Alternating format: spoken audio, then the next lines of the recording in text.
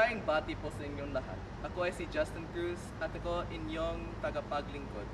Ngayon, paragatin natin ang magiging Binibining Pilipinas 2010.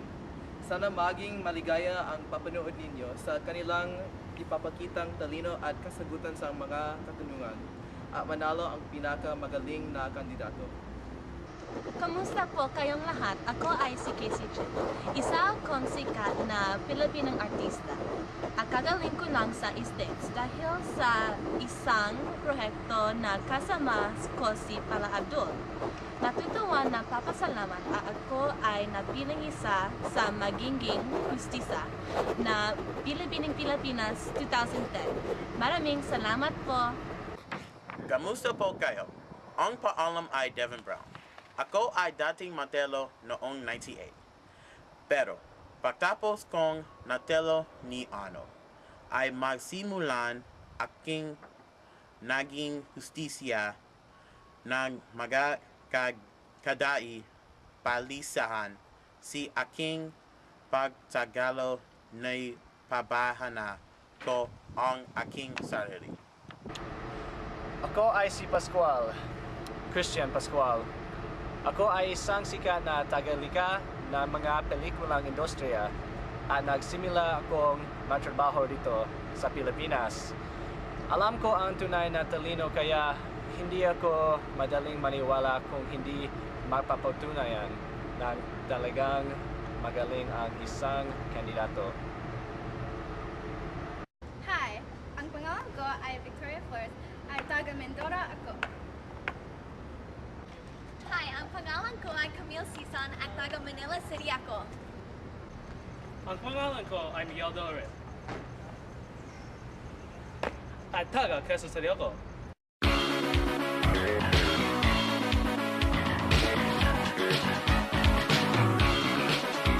Camille, ano ang iyong palalabasin sa mga manunood?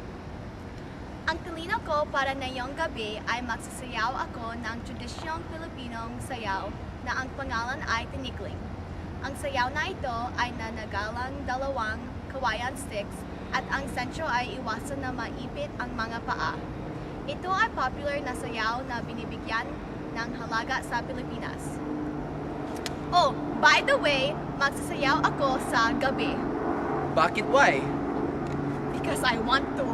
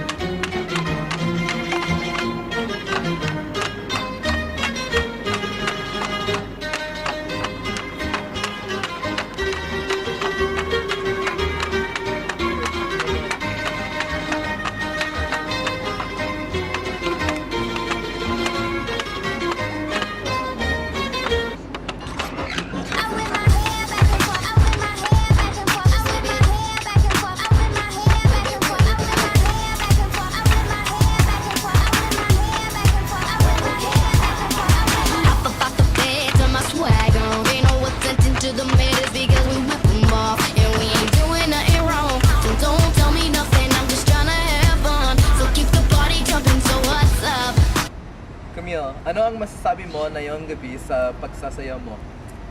Hindi ako ni-nervous kasi 5 taon pa lang ako at sinasayaw ko na ito. Sa palagay ko, naging maayos ang pagsasayaw ko. Gustong gusto ko ang talento kong ito at masayaw ako at nahandog ko sa inyo. Meron akong tanong.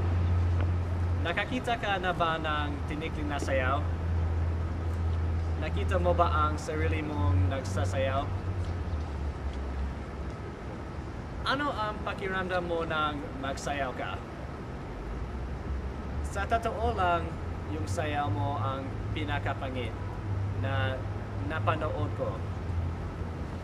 Nagsimula na maayos kaya ako nasurpresa at bigla kang gumawa ng sarili mong diskarte. Walang balik kung gawin mo ang gusto mo pero hindi tama. Sinara mo ang ganda ng sayaw na paborito ko at hindi ko sansabi ito sa magandang paraan. Victoria, ano ang gagawin mo na yon araw sa amin? Ang talina ko ay pagsasayaw ng pandangal sa ilaw. Ang siyaw na ito ay nanggaling sa Mindoro kung saan ako galing. Pandangal sa ilaw ay sayaw para gayahin ang mga alitatap sa gabi.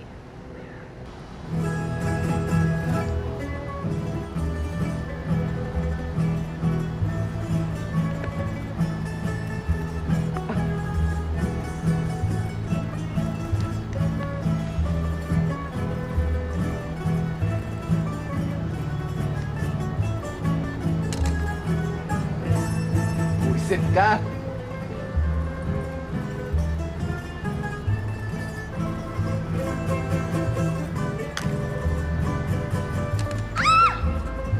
Victoria, ano sa palagay mo ang naging pagsasayaw mo na yon araw?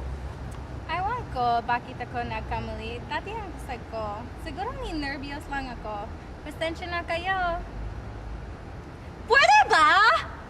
Victoria, sumayaw ka ng pabango sa ilaw ng maayos. Napakalambo ng iyong katawan. Mayroon kang mga mali at tinapon mo iyong kandila ng malakas. Napakaayos ng iyong ginawa, hindi ka panipaniwala. Miguel, ano ang iyong talino na ipapalabas para sa amin na yung araw? Ang talino ko ay ang sikat na gawin ng mga kapwa ko Pilipino. Sa maraming taon nagdaan, ang kumanta ng ang gamit ay karaoke. Kumaka ng maraming Pilipino, maraming kami Magic Mike sa bahay. At lagi akong kumanta at ang kanto ko na yon ay Filipino National Anthem. Bayang magiliw, pelat ng silanganan, alap ng puso, sa dibdib mo'y buhay. Lupang hinirang, tuyat ka ng magiting, sa mandulupig, di nga patisiil, sa dagat at kutok, sa simoy at sa langit mong paghaw, may dilag